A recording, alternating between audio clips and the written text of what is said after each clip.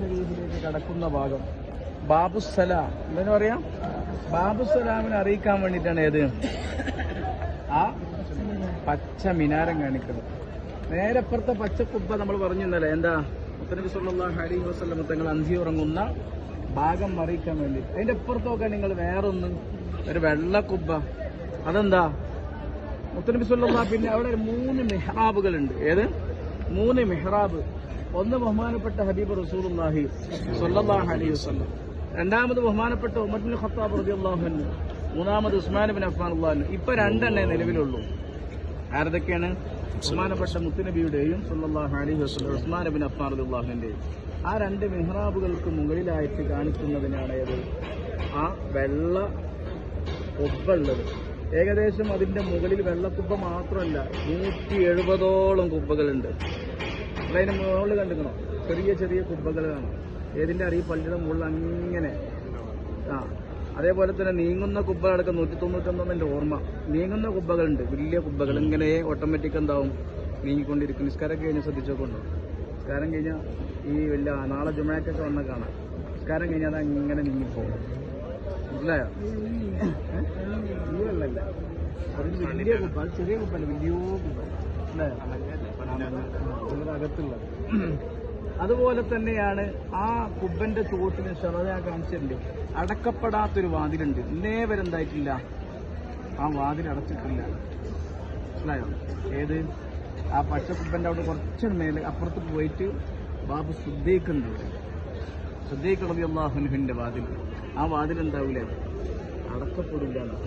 അത് അടക്കൂല്ല. മനസ്സിലായോ? അത്രക്കും ഇഷ്ടമായിരുന്നു ആരെ? ബഹുമാനപ്പെട്ട സിദ്ദീഖ് തങ്ങൾ പാപ്പാനെ മുത്തനബി സല്ലല്ലാഹു അലൈഹി വസല്ലം. 2 അങ്ങോട്ടും ഇങ്ങോട്ടും. മനസ്സിലായോ? അങ്ങനത്തെ ഒരു വാതിലുണ്ട് അവിടെ. ഇൻഷാ അല്ലാഹ് ചെറിയൊരു കിളിക്കൂടായിട്ടൊരു വാതിലുണ്ട് അതിന്റെ ഉള്ളിലാണ് മുത്തനബി സല്ലല്ലാഹു അലൈഹി വസല്ലം തങ്ങളുടെ പള്ളി. നമ്മൾ പറഞ്ഞു ഈ കുബ്ബയുടെ നേരെ ഏത് കുബ്ബ?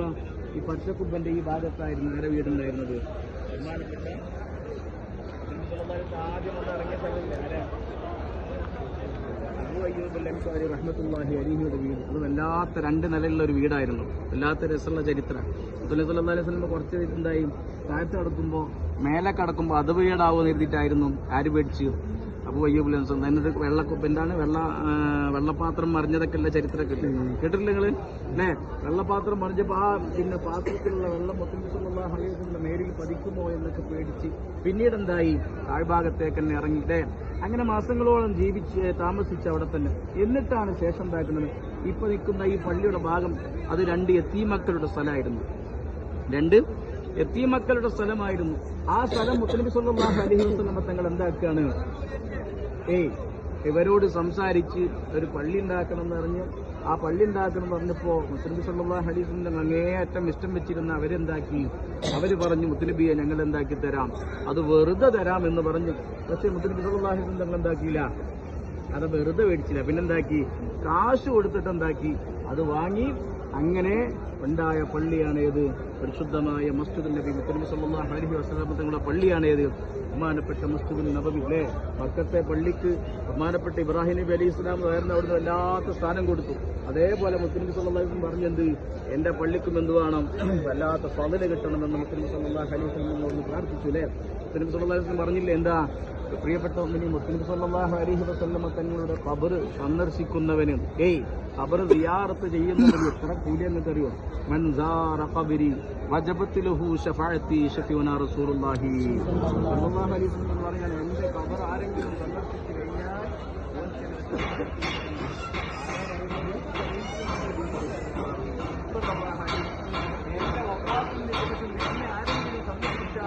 എന്നെ ജീവിതകാലത്ത് സന്ദർശിച്ചവരെ പോലെയാണ് ഹബീബ് റസൂലുള്ളാഹി സ്വല്ലല്ലാഹു അലൈഹി വസല്ലം നല്ലോണം പറഞ്ഞിട്ടുണ്ട്. അപ്പൊ എന്ത് വേണം?